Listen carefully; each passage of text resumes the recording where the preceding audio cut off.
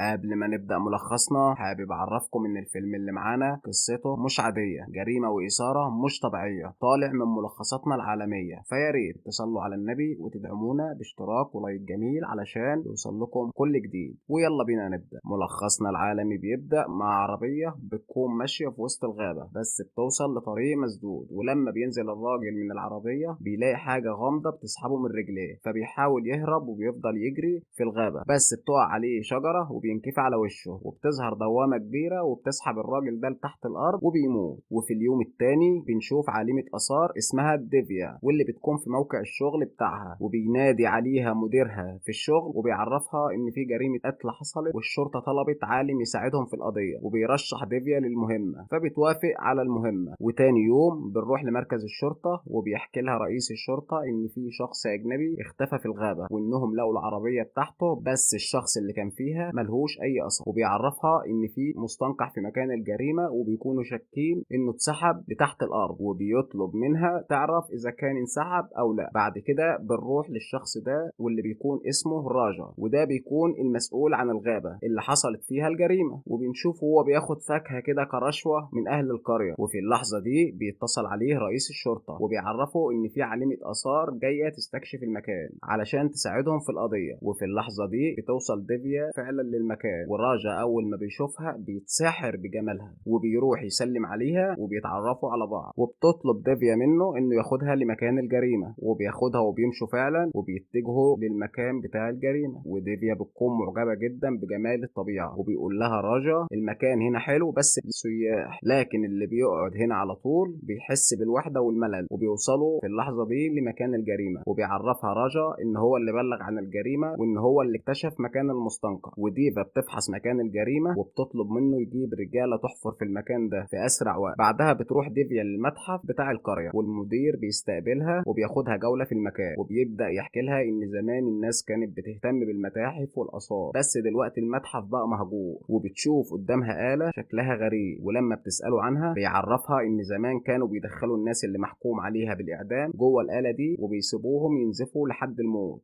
وديفيا بتبص للجهاز ده وبتكون مستغرباه. وتاني يوم بنشوف الرجاله اللي جابهم راجا وهم بيحفروا في مكان الجريمه، وديفيا بتكون واقفه وبتكتشف وجود جثه فعلا في المكان ده، بس بتكون عباره عن هيكل، وان دي جثه شخص تاني غير اللي هم بيدوروا عليه. وبتسلفن الهيكل وبتديه لراجا علشان يوصلوا للشرطه. وبترجع ديفيا لرئيس الشرطه وبيكون مستغرب جدا من شكل الجثه ومش فاهم ازاي ممكن تكون دي جثه شخص ميت من امبارح، وازاي اتحللت بالسرعه دي، وازاي ممكن جثة تتحلل في يوم واحد وتصبح هيكل عظمي. وبيعرفها انه بعت الجثة لطب الشرعي علشان تتحلل، وبنروح للطب الشرعي وهم بيحللوا الجثة، وبيقول الدكتور ده للدكتورة ماهدرة ان الجثة دي مش للشخص اللي الشرطة بتدور عليه، وانها لشخص ميت من سنين، وبيطلب منها تحاول تعرف الجثة دي بتاع مين. فبتعرفه الدكتورة ان في برنامج يقدر من خلال الجثة انه يتعرف على صاحبها، وبتبدأ فعلا تستخدم البرنامج علشان يعرفوا الجثة بتاع مين.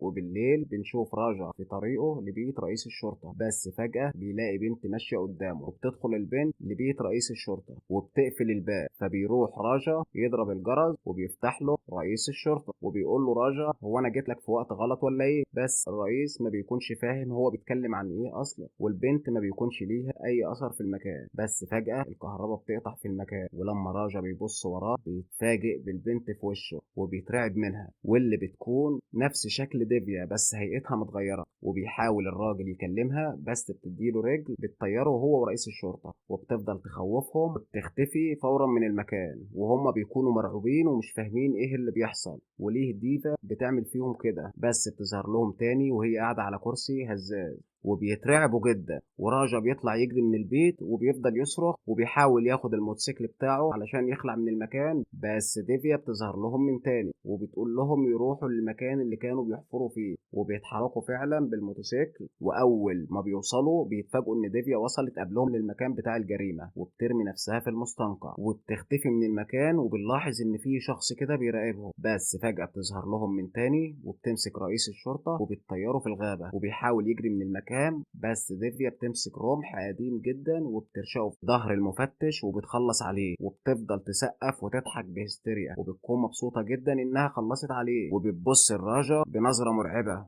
فبيخاف وبيركب الموتوسيكل بتاعه وبيحاول يخلع من المكان، بس بتظهر له من تاني وبتقول له انا هسيبك تعيش، بس اللي انت شفته ده لو حكيته لحد هظهر لك من تاني وهخلص عليك. وبتركب الموتوسيكل وهو بيمشي جنبها وبيفضل يتكلم معاها، بس لما بيبص عليها بيلاقيها اختفت من على الموتوسيكل. وتاني يوم بنشوف ديفيا في الطب الشرعي وبيعرفها الدكتور ده انهم قدروا يوصلوا لبرنامج يقدر يحدد الشكل بتاع صاحب الجثة، بس المفاجأة هنا انها بتطلع جثة بنت، والصدمة انها بتكون نفس شكل ديفيا وبتكون مش فاهمة ازاي ده ممكن يحصل. وبتطلب منها الدكتورة دي انهم يحللوا العظم بتاعها علشان يطبقوه بعظم الجثة، وبتوافق ديفيا لانها بتكون عاوزة تعرف اصلا جثة مين اللي شبهها دي. وتاني يوم في الغابة بنشوف الشرطة ومعاهم راجا قدام جثة رئيس الشرطة وبيسألوه إذا كان يعرف حاجة عن اللي حصل، بس هو بيعمل فيها عبيط لأنه بيكون خايف الشبح يأذيه، وبيقول إنه ما يعرفش حاجة عن اللي حصل. والراجل ده بيعرف الشرطي إن الرمح اللي اتقتل بيه رئيس الشرطة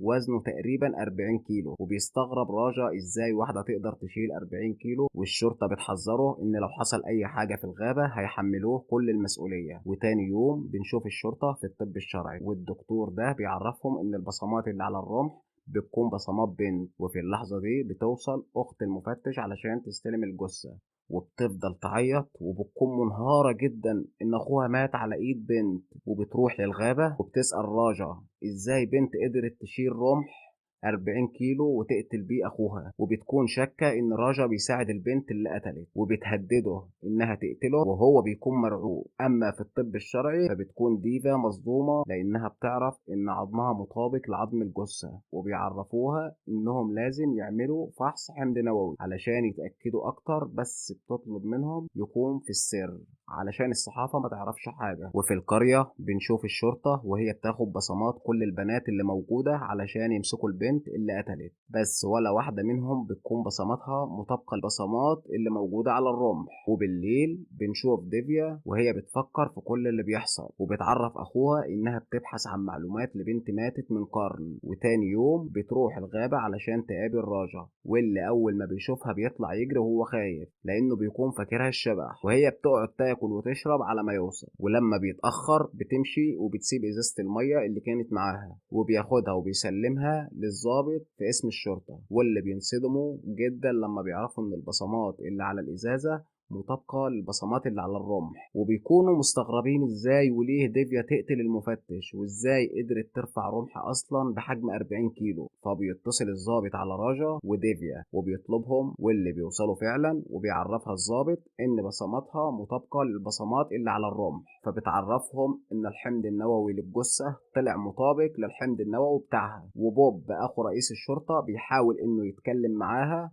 بس هي بتسيبهم وبتمشي من المكان وبترجع للبيت وهو بيروح وراها وبيمثل ان عربيته عطلت قدام بيتها وبيدخل يقعد معاها وبيعرفها انه بيحب التاريخ زيها وبيحاول يبهرها وبيطلب منها انه يروح المتحف معاها، وهي بتوافق وبتدخل علشان تغير لبسها. بس في اللحظة دي بتخرج مكانها الشبح وبتاخد بوب للمتحف وراجا بيكون مراقبهم. ولما بيوصلوا ديفيا بتضرب فيه بكل غل وراجا بيصور اللي بيحصل بس هي مش بيهمها وبتضربه رجل وبتسحبه من شعره وبتدخله آلة الإعدام اللي كلها مسامير وبتقفل عليه وهو بيفضل يصرخ وهي بتكون مبسوطة وبتضحك بهستيريا، وراجا بيكون واقف مصدوم ومرعوب في نفس الوقت. ولما خبر موته بيوصل لاخواته بيكونوا عاوزين يعرفوا مين اللي مستقصدهم وعمال يصطاد فيهم واحد ورا التاني وبيعمل فيهم ليه كده. وفي المتحف بنشوف الشرطة وهي بتعين مكان الجريمة، والراجل المسؤول عن المتحف بيعرفهم ان مستحيل بنت تقدر تفتح الآلة دي لان الباب تقيل جدا جدا. وتاني يوم بنشوف ديفيا والظابط بياخد بصماتها وبيلاقوها فعلا نفس البصمات اللي لقوها على الآلة، واخوات الشخص اللي مات بيحاولوا يضربوها بس الظابط بيهددهم.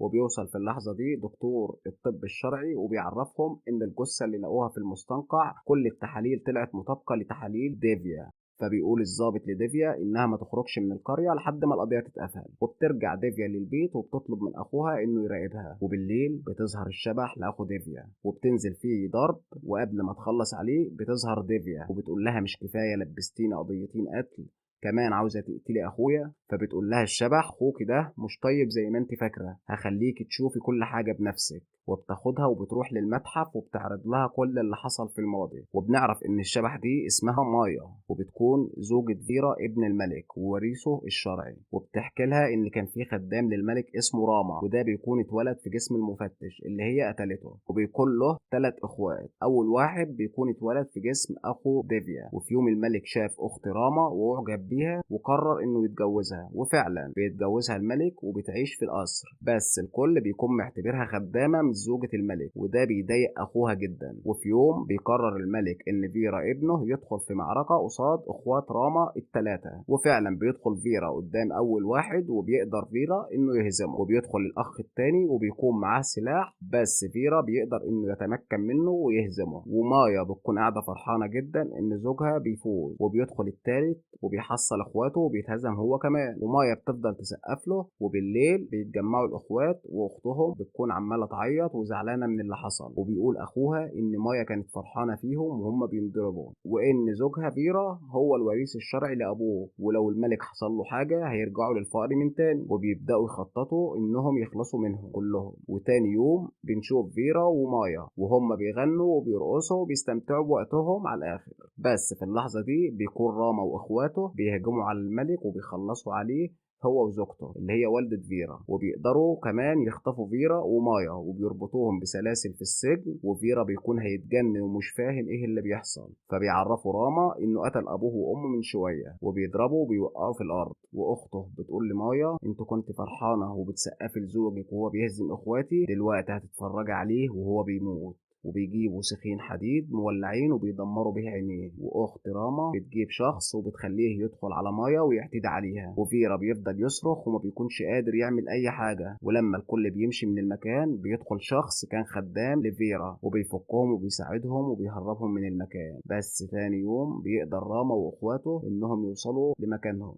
وراما بيقتل الشخص اللي ساعدهم بالرمح اللي الشبح مايا قتلت به رئيس الشرطه. وبيمسكوا فيرا وبيفضلوا يضربوه وبيدخلوه في الآلة اللي كلها مسامير وبيخلصوا عليه. وبعدها بياخدوا مايا وبيرموها في المستنقع وبتغرق لحد ما بتموت. وفي الحاضر بتقول لها ديفيا انا مقدره كل اللي حصل لك وانك عاوزه تنتقمي، بس اللي انت بتعمليه ده غلط مش صح، لان الاشخاص اللي قتلوكم ماتوا من زمان، واللي انت بتقتلي فيهم دلوقتي دول اشخاص تانية بريئة ما عملوش حاجة، كل ذنبهم انهم اخدوا نفس شكل راما واخواته. انها كده هتوقعها هي كمان في مشكلة لانها بتملك نفس بصماتها. فبتقتنع مايا بكلامها وبتاخدها المكان المستنقع، وبتقول لها تخلي بالها من نفسها لانها هتكون في خطر في نفس المكان، وساعتها هي مش هتكون موجودة علشان تساعدها. وبتختفي مايا. بعدها بتروح ديفيا تقعد مع راجا وبتحكي له كل اللي حصل، وهو بيكون متأثر جدا. وبالليل بتروح ديفيا تقعد مع اخوات رئيس الشرطة وبتحكي لهم ان كل حاجة انتهت وان خلاص مايا مش هترجع تاني وتأذيهم. ولما بتنام اخت المفتش بتتفاجئ بشبح مايا، فبتخاف وبتجري على اخوها وبتحكي له اللي حصل وبتطلب منه يتصل على اخو ديفيا. وتاني يوم بيقعدوا معاه فعلا وبتقول له انها شافت شبح مايا وانه اكيد بيوصل لهم عن طريق جسم ديفيا، انهم لازم يخلصوا عليها علشان يخلصوا من الكابوس اللي هم عايشين فيه ده. وبالليل بنشوف اخو ديفيا وهو بيحاول يحط لها سم في المشروب،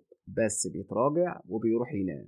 وبتظهر له مايا وبتحاول تخلص عليه، بس ده بيكون كابوس وبيصحى من النوم. وبيقرر بقى انه يخلص على ديفيا وبيدخل فعلا لاوضتها وبيحاول يقتلها، بس بتكون مستخبيه وكانت عارفه انه هيجي وهيحاول يقتلها. فبينهار اول ما بيشوفها وبيعرفها انهم عايشين في كابوس اسمه مايا، وانها تيجي تتكلم مع اخت المفتش علشان يشوفوا حل. فبتوافق. وفعلا تاني يوم بتروح لاخت المفتش واللي بتفضل تقول لها ان شبح مايا بيستخدم جسمك علشان يقدر يوصل لنا، والدليل ان بصماتك مطابقه لبصماتها وانها هتحاول تخلص عليهم. وبتقول لها الحل الوحيد انك تنتحري او ننتحر احنا علشان نخلص من شبح مايا. فبتقرر ديفيا انها تنتحر هي وتضحي بنفسها. وتاني يوم بيروحوا كلهم لمكان المستنقع علشان تنتحر، بس بتفتكر كلام مايا لما قالت لها انها هتكون في خطر قريب في نفس المكان. وفي اللحظه دي بتتحول ديفيا لشكل مايا وبترمي عليهم شجره وبتقول لهم انتوا استغليتوا ديفيا علشان تخلص على نفسها، ومن غبائكم